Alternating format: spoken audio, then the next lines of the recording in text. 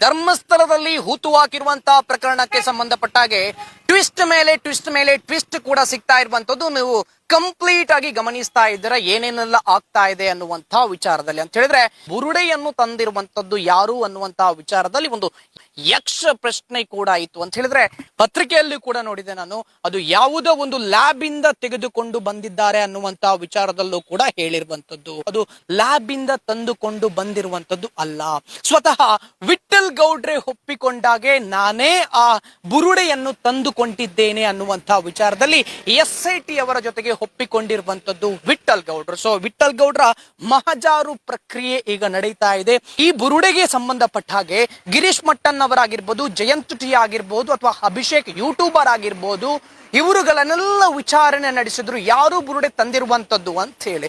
Jayant T ಅವರ ಮನೆಗೂ ಕೂಡ ಹೋಗಿದ್ರು. ಬೆಂಗಳೂರಲ್ಲಿ ಏನು ಜಯಂತ್ ಟಿ ಅವರು ವಾಸ ಮಾಡ್ತಾ ಇದ್ರು, ಆ ಮನೆಗೂ ಕೂಡ ಹೋಗಿರುವಂತದ್ದು. ನಂತರದಲ್ಲಿ ಒಂದಷ್ಟು ಬಿಂಬಿಸೋಕೆ ಶುರು ಮಾಡಿದ್ರು ಮಾಧ್ಯಮಗಳು, ಜಯಂತ್ ಟಿ ಅವರೇ ಬುರುಡೆಯನ್ನು ತಂದು ಬಂದದ್ದು ಅಂತೇಳಿ. ನಂತರದಲ್ಲಿ ಹೇಳೋಕೆ ಸ್ಟಾರ್ಟ್ ಮಾಡಿದ್ರು ಕೇರಳದಿಂದ ತಂದು ಬಂದ್ರು ಅಂತೇಳಿ. ನಂತರದಲ್ಲಿ ಸ್ಟಾರ್ಟ್ ಮಾಡಿದ್ರು ದೆಹಲಿಯಿಂದ ಬಂದ್ರು ಅಂತೇಳಿ. ನಂತರದಲ್ಲಿ ಅದು ಲ್ಯಾಬ್ ನಿಂದ ತಂದಿರುವಂತದ್ದು ಪ್ಲಾಸ್ಟಿಕ್ ಬುರುಡೆ ಅನ್ನುವಂತಹ ವಿಚಾರದಲ್ಲೂ ಕೂಡ ಒಂದಷ್ಟು ಜನ ಸುದ್ದಿ ಮಾಡೋಕೆ ಹೊರಟಿದ್ರು. ಆದ್ರೆ ಆ ಬುರುಡೆ ತಂದಿರುವಂತದ್ದು ಯಾರು ಅನ್ನೋದಕ್ಕೆ ಉತ್ತರ ಈ ವಿಠಲ್ ಗೌಡ್ರು ತಂದಿದ್ದಾರೆ ಅನ್ನುವಂತಹ ವಿಚಾರದಲ್ಲೂ ಕೂಡ ಹೇಳಿರುವಂತದ್ದು. ಈಗ ಮಹಜಾರು ಪ್ರಕ್ರಿಯೆ ಕೂಡ ನಡೀತಾ ಇದೆ. ಸ್ಪಾಟ್ಗೆ ಕರೆದುಕೊಂಡು ಹೋದಾಗ ಒಂದಷ್ಟು ಮೂಳೆಗಳು ಪತ್ತೆಯಾಗಿದೆ, 2ಕ್ಕಿಂತ ಜಾಸ್ತಿ ದೇಹದ ಮೂಳೆಗಳು ಅಲ್ಲಿ ಪತ್ತೆಯಾಗಿದೆ ಅನ್ನುವಂತಹ ವಿಚಾರದಲ್ಲಿ ಬ್ಯಾಂಗ್ಳೂರ್ ಪೋಸ್ಟ್ ಅನ್ನುವಂತಹ ಒಂದು ವೆಬ್ಸೈಟ್ ಕೂಡ ಪೋಸ್ಟ್ ಮಾಡಿರುವಂತದ್ದು. ಇವತ್ತು ಪೋಸ್ಟ್ ಮಾಡಿತ್ತು ಏನು ಅಂತ ಹೇಳಿದ್ರೆ ಯುದ್ಧ ಭೂಮಿ ತರ ಇತ್ತು, ಅಷ್ಟು ಮೂಳೆಗಳು ಅಲ್ಲಿ ಬಿದ್ದಿದ್ವು ಅನ್ನುವಂತ ವಿಚಾರದಲ್ಲಿ. ಅದರ ತನಿಖೆ ಹೇಗೆ ಅಂದ್ರೆ ಅದರ ಎಕ್ಸ್ಹ್ಯೂಮೇಷನ್ ಹೇಗೆ, ಅದೇ ರೀತಿ ಇನ್ನು ವಿಠಲ್ ಗೌಡ್ರು ಅರೆಸ್ಟ್ ಆಗ್ತಾರಾ ಅನ್ನುವಂತಹ ವಿಚಾರದಲ್ಲಿ ಒಂದಷ್ಟು ಜನ ಹೇಳ್ತಾ ಇದ್ರು ವಿಠಲ್ ಗೌಡ್ರು ಏನಾದ್ರು ಅರೆಸ್ಟ್ ಆಗ್ತಾರಾ ಈ ಪ್ರಕರಣಕ್ಕೆ ಸಂಬಂಧಪಟ್ಟ ಹಾಗೆ ಅಂತ ಹೇಳಿ. ಇಲ್ಲ, ಯಾಕಂತ ಹೇಳಿದ್ರೆ ಇದರಲ್ಲಿ ಒಂದು ವೇಳೆ ಆ ಬುರುಡೆಗೆ ಸಂಬಂಧಪಟ್ಟ ಹಾಗೆ ಸಾಕ್ಷಿ ನಾಶ ಮಾಡೋಕೆ ಏನಾದ್ರೂ ಪ್ರಯತ್ನ ಪಡ್ತಾ ಇದ್ರೆ ಖಂಡಿತವಾಗ್ಲೂ ಇವರು ಅರೆಸ್ಟ್ ಆಗುವಂತಹ ಸಾಧ್ಯತೆ ಹೆಚ್ಚು ಇತ್ತು. ಆ ಬುರುಡೆಯನ್ನು ಎಲ್ಲೋಗೂ ತಪ್ಪಿಸಿಕೊಂಡೋಗಿ ಇಟ್ಟು ಅಥವಾ ಅದರ ಸಾಕ್ಷಿಯನ್ನು ನಾಶ ಮಾಡುವಂತದ್ರಲ್ಲಿ ಏನಾದ್ರೂ ಇದ್ರೆ ಖಂಡಿತವಾಗ್ಲೂ 221 ನ ಅಡಿಯಲ್ಲಿ ಅವರನ್ನು ಅರೆಸ್ಟ್ ಮಾಡುವಂತದ್ದು ಕೂಡ ಇತ್ತು, ಅಥವಾ BNS 222 ನ ಅಡಿಯಲ್ಲಿ ಅರೆಸ್ಟ್ ಮಾಡುವಂತದ್ದು ಕೂಡ ಇತ್ತು, 223 ಅಡಿಯಲ್ಲೂ ಕೂಡ ಅವರನ್ನು ಅರೆಸ್ಟ್ ಮಾಡಬಹುದಿತ್ತು.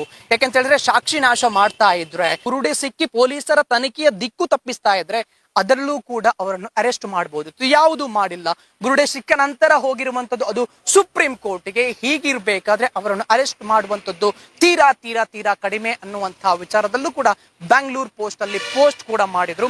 ಗೊತ್ತಿಲ್ಲ ಯಾವ ರೀತಿಯಾಗಿ ತನಿಖೆ ನಡೆಯುತ್ತೆ ಅನ್ನುವಂತಹ ವಿಚಾರದಲ್ಲಿ. ಸದ್ಯದ ಮಟ್ಟಿಗೆ ಕನ್ಕ್ಲೂಷನ್ ಕೂಡ ಸಿಕ್ಕಿರುವಂತದ್ದು ಏನು ಅಂತ ಹೇಳಿದ್ರೆ ಬುರುಡೆ ತಂದಿರುವಂತದ್ದು ಯಾರು ಅನ್ನುವಂತಹ ಯಕ್ಷ ಪ್ರಶ್ನೆಗೆ ಉತ್ತರ ದಟ್ ಈಸ್ ವಿಠಲ್ ಗೌಡ್ರು ಫ್ರಮ್ ಬಂಗ್ಲಾಗುಡ್ಡೆ ಅಂತ ಹೇಳಿ. ಸೊ ಅಲ್ಲಿನ ಮಣ್ಣನ್ನು ಕೂಡ ಕಲೆಕ್ಟ್ ಮಾಡಿದ್ದಾರೆ, ವಿಚ್ ಮೀನ್ಸ್ FSL ಅಲ್ಲಿ ಖಂಡಿತವಾಗ್ಲೂ ಮ್ಯಾಚ್ ಆಗೇ ಆಗುತ್ತೆ. ಆದ್ರೆ ಒಂದಷ್ಟು ಪತ್ರಿಕೆಗಳು, ಒಂದಷ್ಟು ಮಾಧ್ಯಮಗಳು ಯಾಕೆ ಈ ರೀತಿ ಬುರುಡೆ ಅದು ಲ್ಯಾಬ್ ಇಂದ ತಂದ್ರು, ಪ್ಲಾಸ್ಟಿಕ್ ಬುರುಡೆ ಅಂತ ಹೇಳಿ ಹೇಳಿದ್ರು ಅನ್ನುವಂತಹ ವಿಚಾರದಲ್ಲೂ ಗೊತ್ತಿಲ್ಲ.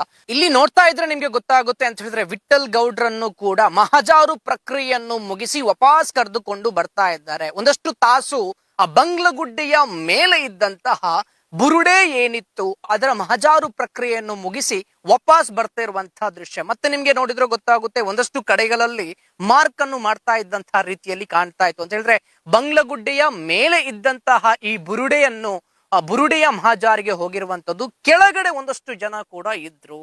ಅದು ಯಾಕೆ ಏನು ಅಂತ ಹೇಳಿ ಗೊತ್ತಿಲ್ಲ. ಬೇರೆ ಬೇರೆ ಪ್ಲೇಸ್ ಅನ್ನು ಕೂಡ ಮಾರ್ಕ್ ಮಾಡ್ತಾ ಇದ್ರ ಅನ್ನುವಂತಹ ವಿಚಾರದಲ್ಲೂ ಕೂಡ ಗೊತ್ತಿಲ್ಲ. ಸೊ ಹಾಗಾಗಿ ಒಂದಷ್ಟು ಡೆವಲಪ್ಮೆಂಟ್ ಕೂಡ ಆಯ್ತು. ಇಲ್ಲಿ ಯೂಟ್ಯೂಬರ್ಸ್ ಇಲ್ಲಿಗೆ ಬಂದಾಗ ವಿಡಿಯೋ ಮಾಡಬಾರ್ದು ಅನ್ನುವಂತ ವಿಚಾರದಲ್ಲಿ ಗಲಾಟೆ ಮಾಡೋಕು ಕೂಡ ಹೋಗಿರುವಂತದ್ದು ಧರ್ಮಸ್ಥಳದವರು. ಇದ್ರ ಬಗ್ಗೆ ನಾನು ಸಪರೇಟ್ ಆಗಿ ಮತ್ತೊಂದು ಎಪಿಸೋಡ್ ಅನ್ನು ಕೂಡ ಮಾಡ್ತೀನಿ. ಸದ್ಯಕ್ಕೆ ನಿಮ್ಗೆ ನೋಡಿದ್ರೆ ಗೊತ್ತಾಗುತ್ತೆ ಅಂತ ಹೇಳಿದ್ರೆ ವಿಠಲ್ ಗೌಡ್ರನ್ನು ಈಗ ಮಹಜಾರು ಪ್ರಕ್ರಿಯೆಯನ್ನು ಮುಗಿಸಿ ಕರೆದುಕೊಂಡು ಹೋಗ್ತಾ ಇರುವಂತಹ ದೃಶ್ಯ.